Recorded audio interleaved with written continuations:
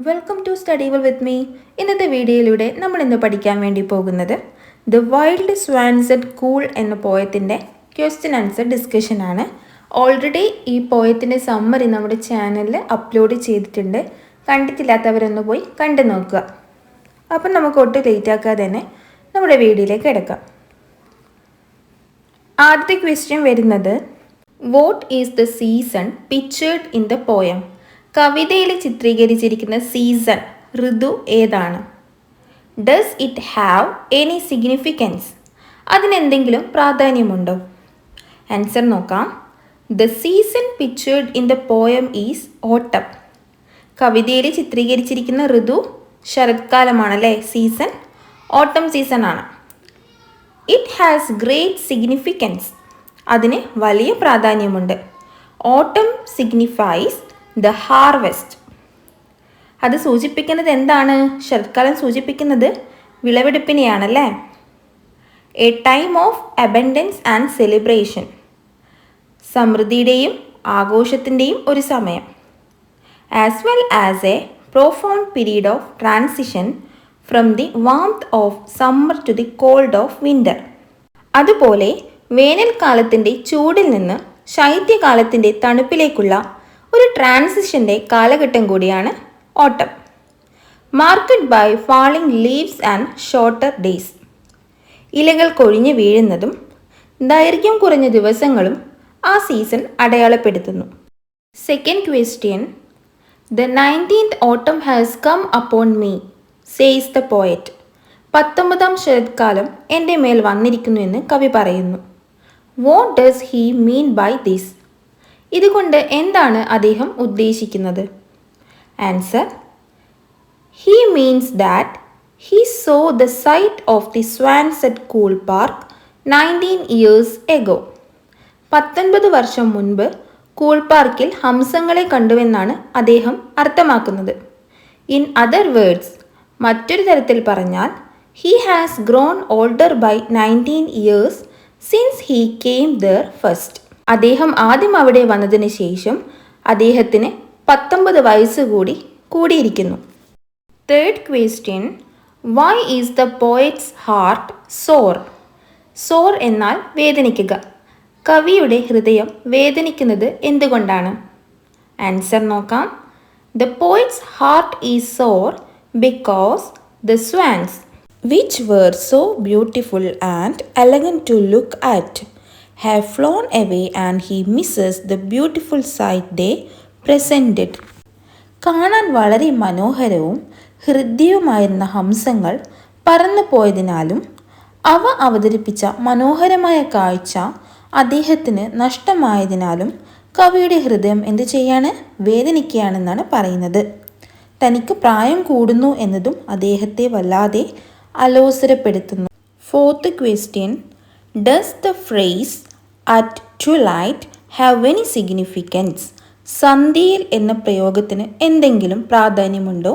Comment, അഭിപ്രായം പറയാനാണ് പറഞ്ഞിരിക്കുന്നത്. ആൻസർ നോക്കാം. The phrase at twilight has great significance. സന്ധ്യയിൽ എന്ന പ്രയോഗത്തിന് വലിയ പ്രാധാന്യമുണ്ട്. Twilight is the soft glowing light from the sky when the sun is below the horizon, caused by the reflection of the sun's rays from the atmosphere. ചക്രവാളത്തിന് താഴെ സൂര്യൻ പ്രത്യക്ഷപ്പെടുമ്പോൾ ആകാശത്ത് നിന്ന് പ്രകാശിക്കുന്ന മൃദുവായ പ്രകാശമാണ് സന്ധ്യ. അന്തരീക്ഷത്തിൽ നിന്നുള്ള സൂര്യരശ്മികളുടെ പ്രതിഫലനം മൂലമാണ് ഇത് സംഭവിക്കുന്നത്. Symbolically and emotionally, it sets a specific mood and reinforces the themes of the poem: change, aging and loss. പ്രതീകാത്മകമായും വൈകാരികമായിട്ടും ഇതൊരു പ്രത്യേക മാനസികാവസ്ഥയെ കാണിക്കുകയും കവിതയുടെ പ്രമേയങ്ങളായ മാറ്റം, ചേഞ്ച്, വാർദ്ധക്യം, ഏജിങ്, ആൻഡ് ലോസ്, നഷ്ടം എന്നിവയെ ശക്തിപ്പെടുത്തുകയും ചെയ്യുന്നു. Next question. How does the poet gives voice to nature's beauty and splendor? Splendor എന്നാൽ തേജസ്, മഹത്വം എന്നൊക്കെയാണ് അർത്ഥം. പ്രകൃതിയുടെ സൗന്ദര്യത്തിനും മഹത്വത്തിനും കവി എങ്ങനെയാണ് ശബ്ദം നൽകുന്നത്? ആൻസർ നോക്കാം. The poet gives voice to nature's beauty and splendor by giving us a fine picture of the autumn and the swans. ശരത്കാലത്തിൻ്റെയും ഹംസങ്ങളുടെയും ഒരു മികച്ച ചിത്രം നൽകിക്കൊണ്ടാണ് കവി പ്രകൃതിയുടെ സൗന്ദര്യത്തിനും മഹത്വത്തിനും ശബ്ദം നൽകുന്നത്. He says, "It is autumn and the trees look beautiful." ഇത് ശരത്കാലമാണെന്നും മരങ്ങൾ വളരെ മനോഹരമായി കാണപ്പെടുന്നുവെന്നും അദ്ദേഹം പറയുന്നു. The woodland paths are dry. വനപാതകൾ വുഡ്ലാൻഡ്സ് ഒക്കെ എങ്ങനെയുള്ളതാ? വരണ്ടതാണ്. Under the October twilight, a still sky is mirrored on the water. October സന്ധ്യയിൽ, അതായത് ഒക്ടോബർ മാസത്തിലെ സന്ധ്യയിൽ വെള്ളത്തിൽ നിശ്ചലമായ ആകാശം പ്രതിഫലിക്കുന്നു. He sees swans upon the brimming water among the stones. കല്ലുകൾക്കിടയിൽ നിറഞ്ഞു നിൽക്കുന്ന വെള്ളത്തിൽ അദ്ദേഹം ഹംസങ്ങളെ കാണുന്നു. Sixth question. What do the swans in the poem represent? കവിതയിലെ ഹംസങ്ങൾ എന്തിനെയാണ് റെപ്രസെൻ്റ് ചെയ്യുന്നത്? ആൻസർ.